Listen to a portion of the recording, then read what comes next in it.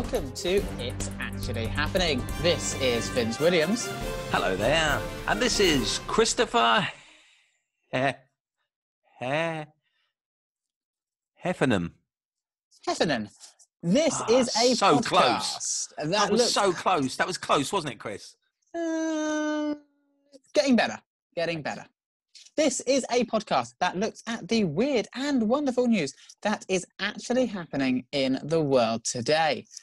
Right then, let's come to 2020. And Vince, what headline have you got to kick us off this week? Well, my first headline, Chris, is, well, you've got to see it to believe it or hear it to believe it because it's brilliant.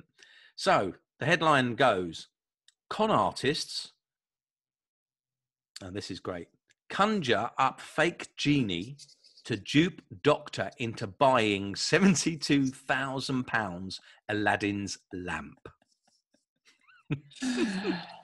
I'm sorry, this is not real. This is actually happening, mate. It's actually happening. Now, the fact of the matter is, it doesn't matter how they went about it. Would you ever believe there was a genie standing in front of you? No. And exactly. Certainly, before parting with £77,000, I would ask the genie to prove himself. So I would like to start simple. I'd like a burger, please. If the genie can magic up a burger, sorted. If the genie has to say, sorry, just give me a second, gets out his phone, goes on to Deliveroo, yeah, that'll be here in about 20 minutes for you, then I realise this isn't a real genie. And I don't need to spend all that money. That's magic on its own, isn't it, with Deliveroo, mate? 20 minutes. Yeah. Well, the thing is, if someone comes to you saying, I've got a genie for you, your senses are high. You're not coming into this thinking, yes, this is possible. You're coming in thinking, this is impossible. I will not believe this until I have absolute proof this is real. So you're going to be judging every little thing that happens. Okay, it's not like if someone says, here's a Cadbury's chocolate bar, and you're munching your way through it, and then they go, it's not, it's an own brand one. And you go, oh, I didn't realise, okay, because you're not expecting that. You know, you're just munching, enjoying. Someone says to you, this is a genie. You don't come in thinking, yeah, fair enough. You come in suspecting, okay? How can you not realise? Well, exactly. My point is the fact that you have to find yourself someone really stupid. Do you know what I mean? You'd have to find yourself someone that you think, we can dupe this person into believing there's a genie. You know, so either that he's obviously got something where he's into his supernatural stuff and he believes in things like that and ghosts and witches and goblins and elves and all that sort of thing, which there are some people out there, what they called, idiots. Yeah, they believe in all that. and you know, it's like, oh, there's an elf, there are real elves, oh, there's fairies in the garden, you know. Okay, give him that jacket, the one that does up at the back. That's all I'm saying. But people, so he's thought about it, obviously what he's going to do, and then he's rubbed it thinking, oh, I've got this. Nothing happens. Now, I don't know how long he sat there rubbing it for, but you'd get quite frustrated, and then he realises, hang on a minute, I've paid £72,000 or however many millions of rupees it is. Rupees. And them as well. What's rupees? RuPaul, that's that drag artist. Yeah. Here you go. Here's 7 rupees for you. Hello. Enjoy. Chassez away.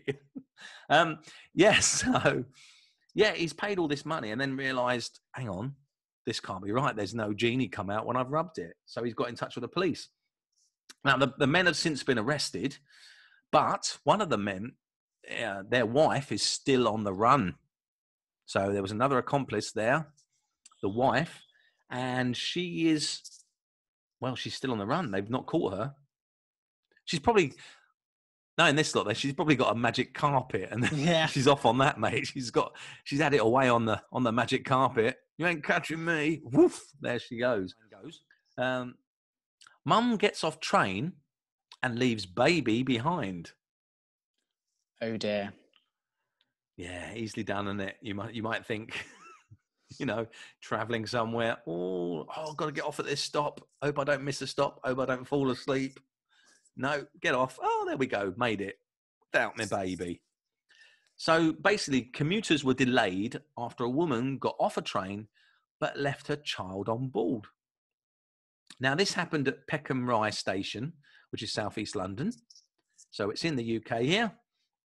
The baby was taken off at the next station by the staff.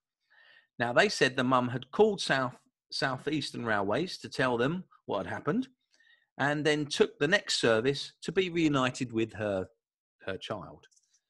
Now, both mum and child are safe, and the service was back on the move with only a 5-minute delay. So that's all right, isn't it? 5-minute delay for a baby left on the train. I bet the commuters were quite happy about that. No, I suppose. I know my grandparents left the baby at the house once. So they left your mum or your dad? No, they have 4 children. And I mean, 4 is a lot to keep track of. And they managed to get 3 of them in the car. And they were just driving along the driveway and then went, oh, hang on a second. And they'd realised they'd left one behind. So they had to turn around and go back. I mean, it's probably their least favourite one. It was the youngest. Mum's Play-Doh cesarean for son's party leaves people disturbed and intrigued. Just the headline, Play-Doh cesarean. Now, this is the first story, I think, of all the ones we've done, that's actually, while I was doing my research, made me feel queasy. Right, okay. You can watch this video, and I would highly recommend just searching up on YouTube, Play-Doh cesarean. Firstly, hats off to this woman. This is the most convincing cesarean out of Play-Doh I've ever seen. Not that I've actually ever seen any before, but her artistic skills with Play-Doh are second to none. Oh my gosh. So they did this at a party? Well, this is the bit I couldn't quite work out, because nowhere in the video suggested this was a party.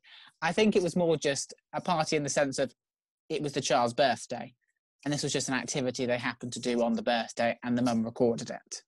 Wow, 4th birthday, he got that. Yeah. All I got was like a bike, I think.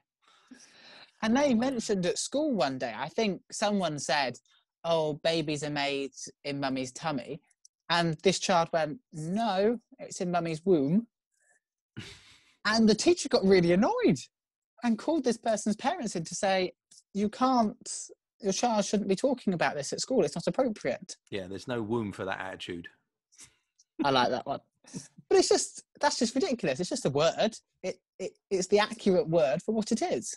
Lovely. Well, it's a way to learn, isn't it? Yeah. What an experience sex education was. I know. I mean, did you have sex education at school? What are you saying? That long ago, did they talk about sex?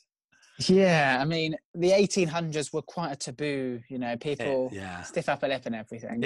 We still thought there was a stork that delivered it. Yeah. So there was none of that. No, I'll be honest with you. Sex education at school was rubbish. It wasn't good. It wasn't as good as it is today. Today, they do a lot more towards sex education. They also start them a bit younger, I believe, today. Whereas ours I would have been probably about 15 when we had ours. And it was more about don't do it than what to do when you do it. You know what I mean? It was like, don't do it. It's bad. Rah. Your knob will fall off. Ugh. Well, we were shown A3 colour pictures of STIs. They were passed around the classroom. I almost passed out.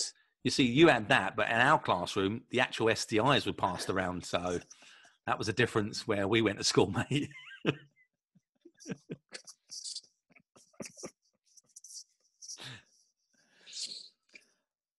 I don't really know where to go from there, to be honest. That's what I said. That was our sex education. I didn't know where to go. I mean, it's one of those things where I wish I'd learned more about sex education at school. Do you know what I mean? Because it's like one of those things where, I don't know, it's like there's something about the clitoris that I just can't put my finger on. Oh, gosh. We've really descended now.